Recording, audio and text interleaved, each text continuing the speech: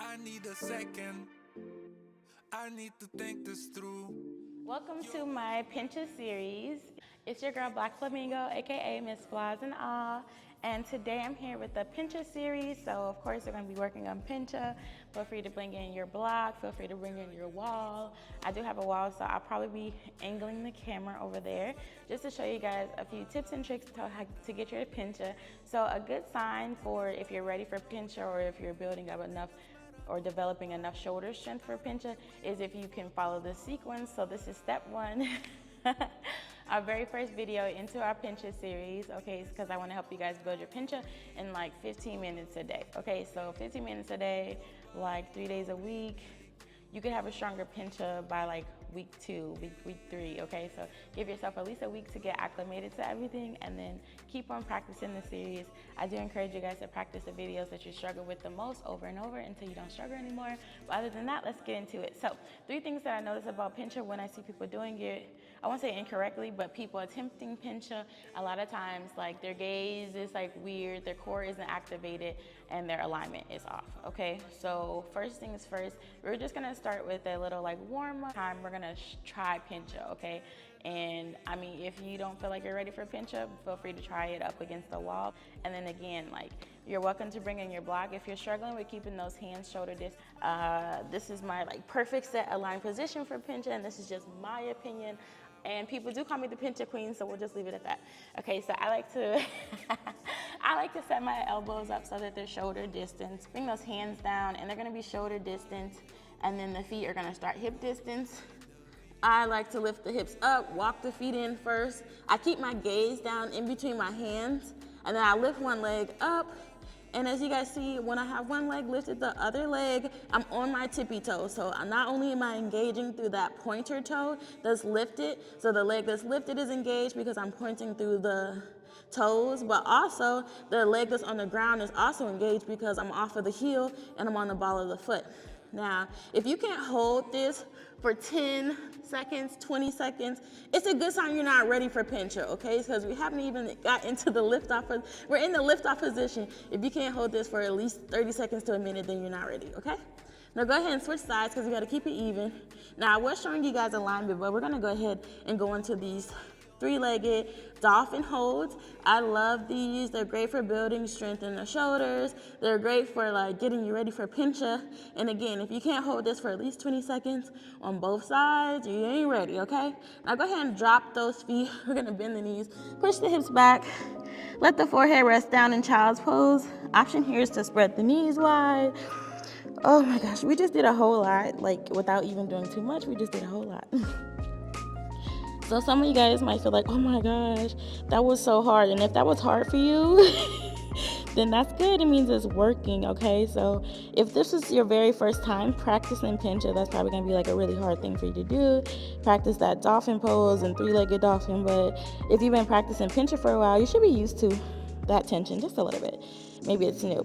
Now, if you guys need an extra shoulder stretch here, and I do encourage a lot of like loving on the shoulders, you have to give yourself some time to like recuperate from Pincha because it's such a beast. So while we're in child's pose, we're gonna lift up the head slightly, keep the gaze down, and I want you to press out of the hand so that the shoulders straighten all the way. And then we're gonna slide the left hand through or the right hand, doesn't matter which one you do first, but bring that hand in so that the hand is kind of like beneath the shoulder. Gonna flip the palm and just go ahead and thread the needle coming back down onto that shoulder, resting the side of the head and reaching the opposite arm nice and long. So this is just a nice little shoulder stretch I like to do, especially if you get tired or if you need a little moment. Now if you want a little more, you can reach that top arm behind the back. That's just an option. You want to have nice, stretchy shoulders. So you're reaching that back hand in towards the hip, and you're keeping the head down, the shoulder relaxed. Go ahead and unthread if you are fully threaded and binded. Come back to center, release. We're going to go to the other side. So inhale, pressing up. Pressing out of those hands, keeping the gaze down. Exhale, slide the hand through, flip the palm. And go ahead and thread the needle on the other side. bringing that head and shoulder back down to ground. Pressing the back of the hand as much as you can into the mat or the ground. You want to engage the entire arm by activating the hand. So it's kind of the same thing as when we were talking about the feet and how we engage the entire leg by flexing the toes. Well, to engage the arm, you want to flex the fingers. You want to engage the palm, okay? Now go ahead and wrap that opposite hand behind the back if you're feeling that. I love, love, love this pose because, man, we're just warming up, okay?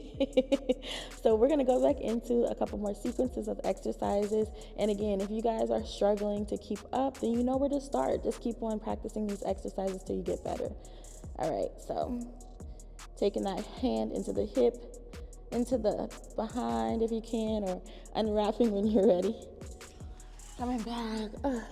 So we'll stay here in puppy pose. Lifting the hips, keeping the head down, the chin down, chin anchored. This is not one of my favorite poses, but I know it is good for you. So we got those knees hip distance. We're pressing, chin into ground, pressing back, fingertips nice and elongated. All right, I'm coming up from this, and we're going back into dolphin. Again, the best way that I know how to do pincha is keeping my shoulders and my elbows literally aligned with each other. So even like if I open out more, like I just don't see it winning you guys coming here. Or some people, like I see some people do like the fist, like just relax the fingers, let the thumbs point in towards each other, and then you're gonna have the shoulders over the elbows, okay? So engage the core, lift the hips up. If you can't hold dolphin for more than 30 seconds, you're not ready for pincha. Go ahead and engage the palms here. You want to completely engage the fingertips as well. Like really press those fingers into the ground. And you can even do little small hops against the wall. Maybe you have those legs straight up. Maybe you're just hopping up and down. Doesn't have to go anywhere, but just get comfortable with keeping those elbows anchored down no matter what. Okay, and if you need a break, find your child's pose. Coming back into your tabletop position, keep elbows shoulder distance. Because sometimes I watch people's videos and like their pinch is like way out here and like their head gets to the ground. Like we're not in headstand, okay? Bring the elbows here. The elbows are very narrow, okay? And you're gonna keep those thumbs engaged. You're gonna keep the fingers engaged. What is happening now is your arms are becoming like your legs. As we invert, the hands take up the position of the feet, and the elbows in pincha, in this particular pose, the elbows are taking up the position or the support that's similar of the heel. So majority of our weight is going into our elbows, and then we're distributing it into our feet, aka our arms or our forearms, and then into our toes, aka our fingers right now. So think of your big toe and your big thumb as being the same thing right now, okay? They're like brakes to help you from falling. Think of your fingers as brakes to help you from falling over while you're in pincha.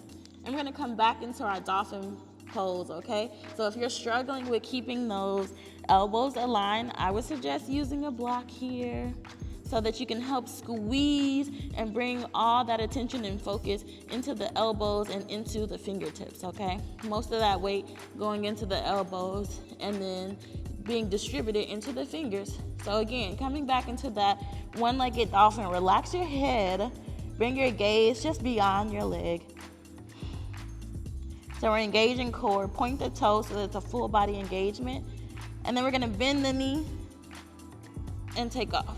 You can keep the knee bent, or you can just try jumping up in the air, coming back down gently.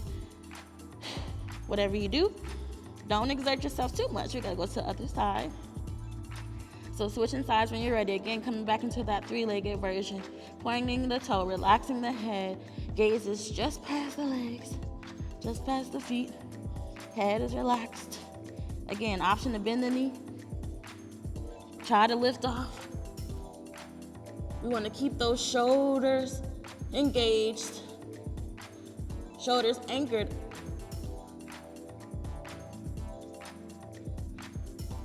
And then find a moment in child's pose anytime you're ready. I may not always invite you when you're ready to find child's pose, so please find it at any time, place, space, opportunity.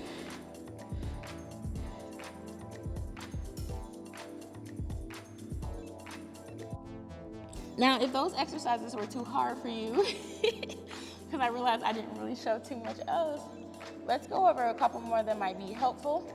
And then feel free, you guys can stay in that child's pose if you need to. Now, for right now, we're just gonna practice some plank ups. You can do it on your toes, drop to the elbows, engage the core here, squeeze the booty, and then push back up. So doing at least 4 of those every day. If you're struggling and you wanna know how to get better at Pincha, at least 4 of these. And then we'll come back into child's pose. Now, after taking 4 of those, take 4 breaths in child's pose. Remember your options to thread the needle if that shoulder is fatigued or needs a moment to stretch out. Don't forget to do it to both sides, even if it's a little longer than 4 breaths. And then we'll come back to our dolphin pose, okay? So, next move is being able to hold dolphin for at least 30 seconds.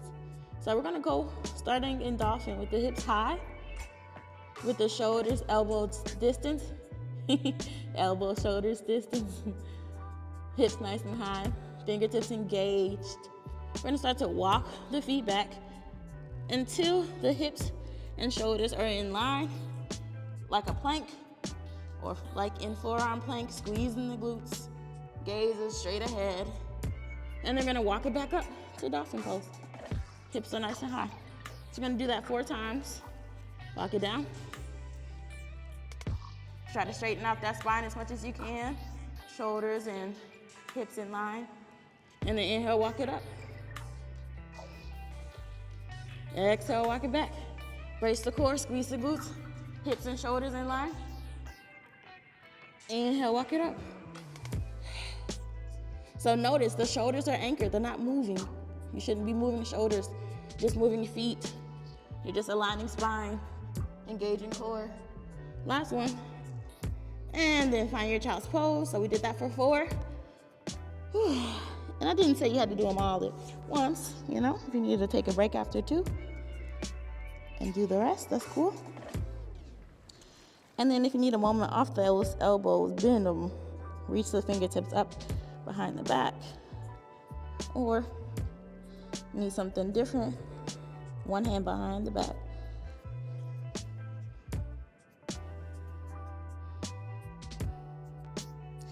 I think that's a good forearm practice for today.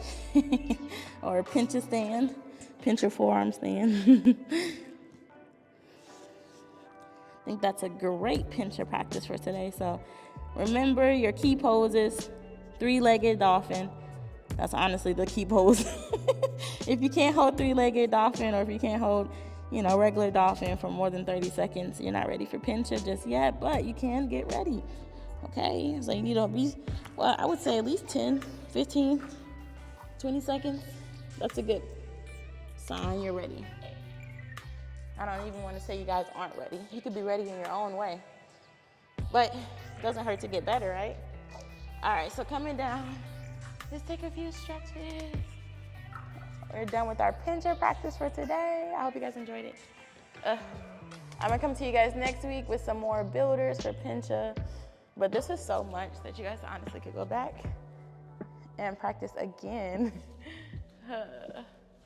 And then don't forget shoulder mobility, shoulder strength. They're like one and the same, because as you get stronger, you're also able to deepen your range of motion. That's just, I guess you can go a little deep in. I guess you can go deeper without always having that strength, but it's nice to build both. Nothing wrong with that. That way, as you get stronger, your muscles don't tighten on you, but rather they're elongating and growing with you in the process. Anyway, I'm so proud of you guys. You guys did a really good job. Leave me some feedback, send me your videos. Don't forget to practice up against the wall. Bring in your blocks. See you guys in the next video. Peace.